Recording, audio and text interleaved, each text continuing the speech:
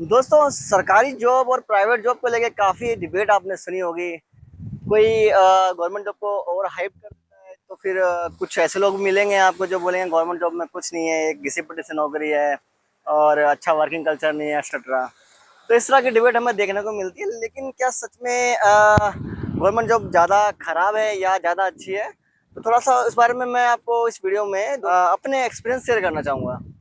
सरकारी नौकरी के अंदर लगभग मुझे 5 साल हो गए हैं। 2020 में अक्टूबर में मैंने अपनी पहली सरकारी नौकरी शुरू की थी, जो कि बैंक ऑफ इंडिया में थी एज़ अ लॉ ऑफिसर। उसके बाद में नेशनल ग्रीन ट्रिब्यूनल में भी मैंने काम किया, लगभग 1 साल काम किया। उस वहाँ मैं असिस्टेंट जुडिशियल की पोस्ट पे वर्किंग था। असिस्टेंट जुडिशियल एक पे लेवल 7 की जॉब होती है। और उसके बाद लास्ट लगभग 1.5 साल से मैं इंडियन रेलवेज़ के अंदर वेलफेयर इंस्पेक्टर के पद पर कार्यरत हूँ। तो इन सब जॉब के बीच में जो मेरा पर्सनल एक्सपीरियंस है, वो मुझे ऐसा लगता है कि जो गवर्नमेंट जॉब है वो इस तरह की आपको जो जॉब सिक्योरिटी देती है, और जॉब सिक्योरिटी से एक माइंड में पीस तो 100% आता है।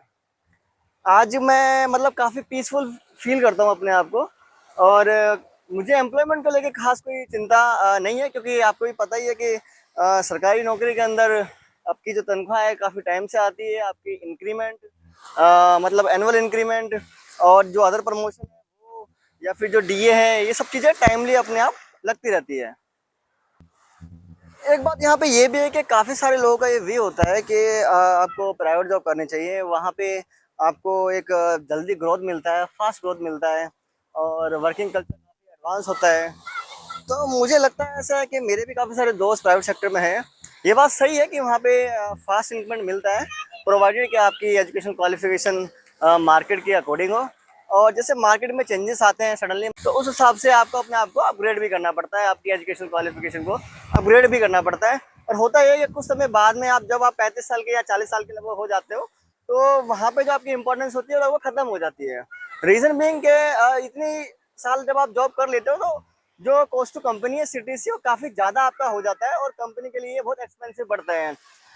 इसलिए कंपनी प्रेफर करती है कि नए जो स्टूडेंट्स आ रहे हैं उनको वो प्रेफरेंस देती है, ताकि उनकी कॉस्ट कटिंग कम हो जाए। और जो नया जो न्यू कमर्स जो आते हैं उनके लिए कंपनी मैनेजमेंट के लिए काफ़ी ईजी होता है कि उसको वो अपने अकॉर्डिंग चला पाएँ, क्योंकि वो फ्रेश माइंड होते हैं।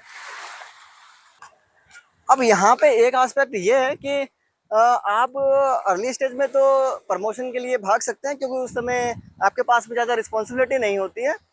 लेकिन कुछ समय के बाद में जब आपकी शादी हो जाती है या फैमिली प्लानिंग कर लेते हैं, तो आपको आपकी लाइफ के अंदर आपके करियर के अलावा भी आपकी पर्सनल लाइफ होती है।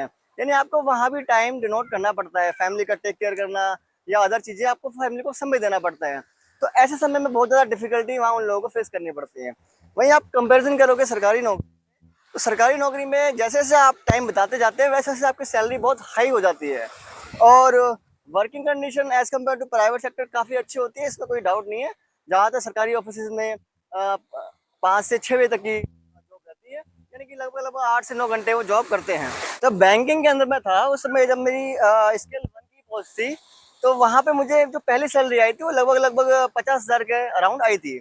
उसके अलावा भी काफ़ी सारे परक्विजिट्स थे, जैसे कि मुझे मैं बॉम्बे के अंदर 18,000 रुपये रेंट मिलता था। और जो अदर फैसिलिटीज़ होती है वो भी थी, जैसे हॉलिडे होम्स की प्रोविज़न होता है या पेट्रोल अलाउंसेस होता है। तो न्यूज़पेपर अलाउंसेस, मोबाइल अलाउंसेस, इस तरह की फैसिलिटीज़ भी थी। लेकिन आज के डेट में अगर किसी ने 5 साल की सर्विस बैंक में कर ली है, तो वो लगभग लगभग 1,25,000, 1,20,000 के आसपास उसकी सैलरी होगी। क्योंकि काफ़ी सारे लोग मेरे दोस्त हैं जिन्होंने नहीं बैंक अभी तक छोड़ा है, वो बैंक में वर्किंग है, तो आज की डेट में वो इतनी सैलरी ले रहे हैं। तो आप देखेंगे कि 5 साल के बाद में सैलरी काफ़ी अच्छी उनकी हो चुकी है, ऑलमोस्ट डबल हो चुकी है। वहीं जो वर्किंग है, वर्किंग में कुछ खास चेंजेस नहीं आता है, यानी कि कोई खास प्रेशर नहीं आता है। अगर आप इसको कंपेयर करोगे प्राइवेट जॉब से, तो जैसे जैसे आप स्टेप अप करते हो आपके ऊपर प्रेशर बढ़ता जाता है।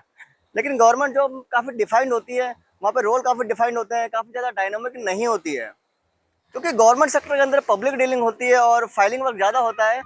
वहीं प्राइवेट सेक्टर के अंदर जो उनका बिजनेस का कोर होता है वो प्रॉफिट होता है, यानी अब प्रॉफिट के लिए कंपनी काम करती है, तो आपसे भी वो एक्सपेक्ट करती है कि आप उनको प्रॉफिट कमा के दो। तो दोस्तों, ये मेरा पर्सनल ऑब्जर्वेशन है कि अगर आपको स्टेबल लाइफ चाहिए और आपको एक पीसफुल लाइफ चाहिए, तो आप गवर्नमेंट जॉब को ज़रूर सेलेक्ट करिए, उसके लिए तैयारी कीजिए। और बहुत ज़्यादा मैं तो ये नहीं बोलूँगा कि बहुत अच्छी लाइफ आपकी हो जाएगी, बहुत ड्रास्टिक चेंजेस आ जाएंगे, ऐसा तो मैं नहीं बोलूँगा। मतलब आप बहुत ठीक ठाक लाइफ जी सकते हो।